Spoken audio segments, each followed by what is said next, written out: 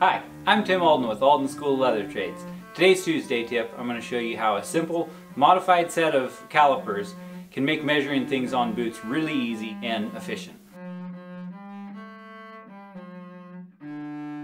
So what I've done here is I've just ground this top side of the calipers down. That way, if I'm measuring my shank placement on one boot, I can slide it down to where it's level and it gets a good measurement rather than having it tipped off to the side and just on the point there. And then I can transfer this to the other boot and make sure that both match. I pretty much use it on everything in the boot making process to make everything match. I also use it on my pull straps. It's really handy. I can make a little mark there, mark it with a silver pen. That way all the punches are the same.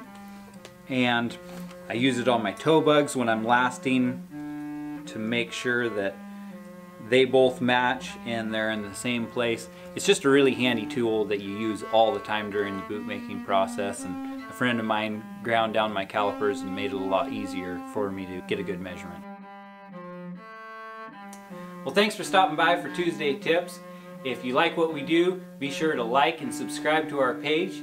If you have any questions, leave them in the comments below and we'll see you next time.